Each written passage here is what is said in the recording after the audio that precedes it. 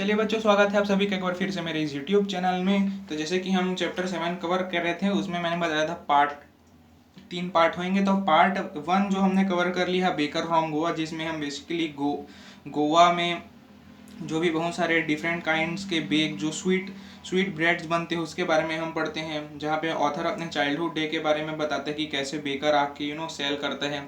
उसके बाद हम कुर्ग के बारे में पढ़ते हैं कि किस तरीके से वो नेचुरल प्लेस है वहाँ पे, की जो स्पाइसेस है बहुत ज़्यादा फेमस है, कॉफ़ी प्लांटेशन है वहाँ की, जो वाइल्ड लाइफ है वो बहुत ज़्यादा you know you can watch जाके। उसके बाद हम जब पार्ट 3 में आते हैं टी फ्रॉम असम, तो एक तरीके से ऐसा टॉपिक है कि चाय के बारे में भी इंडियन बहुत सारे लोग बहुत कुछ जानते हैं टी के बारे में।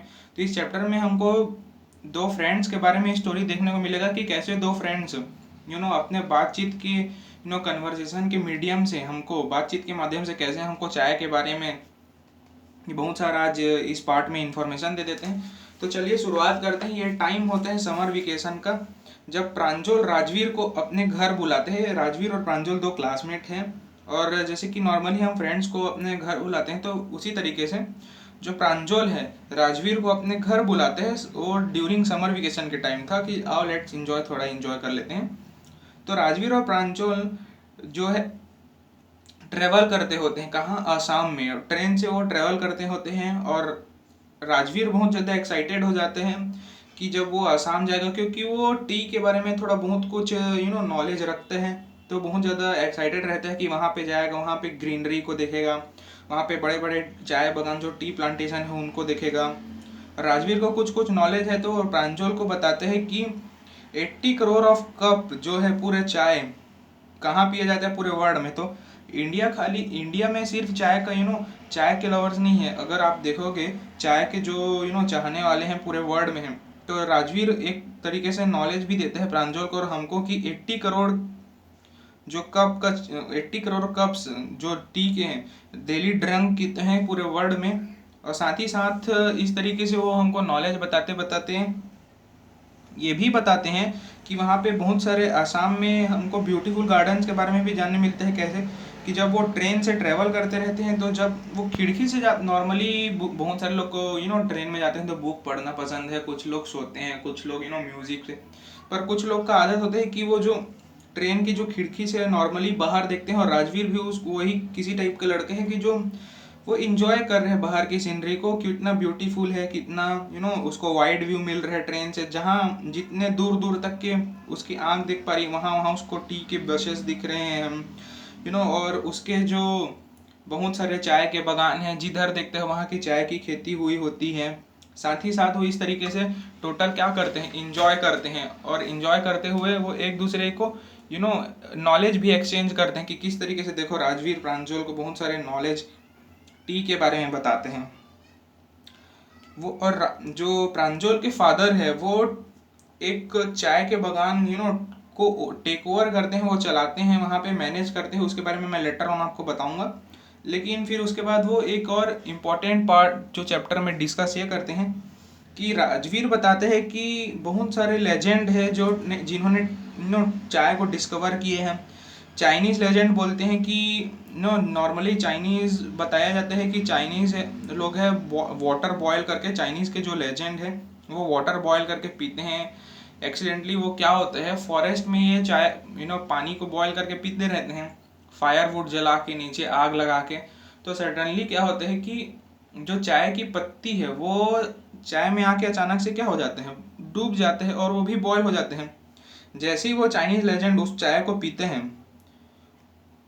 मतलब उस बॉइल्ड वाटर को पीते हैं, तो बहुत एक अच्छा टेस्ट आने लग जाता है और वो एकदम फ्रेश फील होने लगते हैं। तो चाइनीज लेजेंड इस तरीके की स्टोरी बताते हैं।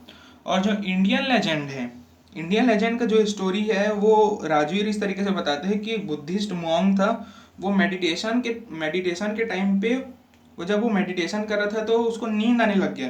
तो क्या किया, मेडिटेशन के टाइम पे जो अपने आई लिड्स हैं, जहाँ पे आई लिड्स मतलब जो हमारे यहाँ पे बाल्स है, हेयर्स हैं, उसको क्या करते हैं, कट कर देते हैं मेडिटेशन के टाइम पे।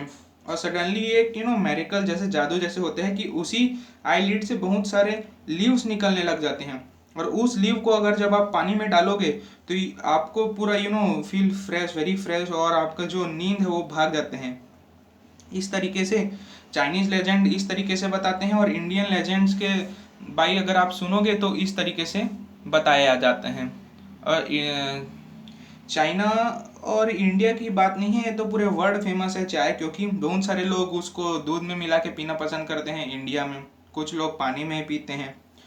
तो बस राजवीर प्रांजल को यही बताते हैं कि जो चाइना में सबसे पहले चाय पिया गया था, क्योंकि जो वर्ड है चाय, चीनी, जो ये चाइनीज ओरिजिन है, जो चाइना से ही हमको मिला है, और धीरे धीरे वो यूरोप में जा गया, फिर वो एशिया आ गया। इसकी मैं स्टोरी बताऊंगा, चैप्टर से हट के है, लेकिन उसको मैं लास्ट में बताऊंगा।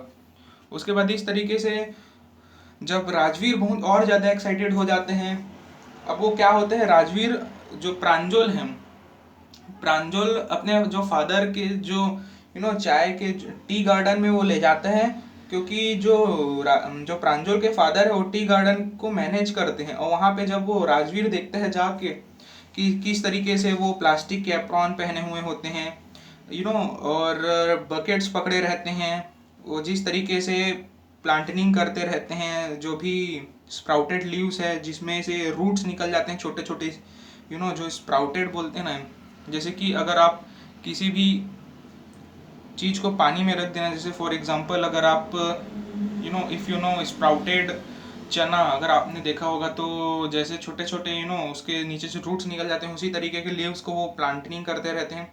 तो ये सब देख के राजवीर बहुत ज़्यादा अमेज हो जाते हैं, बहुत ज़्यादा मेस्मराइज्ड हो जाते हैं, और देख के बहुत ज़्यादा खुश हो जाते हैं।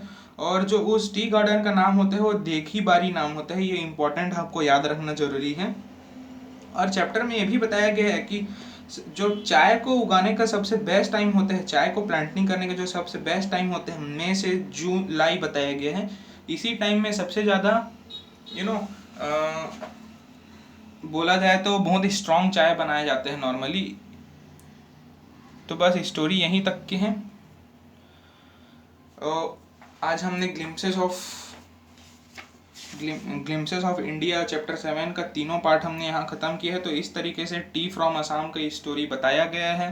वीडियो अच्छा लगा होगा तो लाइक करना, चैनल को ज़्यादा से ज़्यादा सब्सक्राइब करना, और बस मिलते हैं बच्चों आगे ही नेक्स्ट वीडियो में बहुत जल्द। तो अभी के लिए बाय बाय।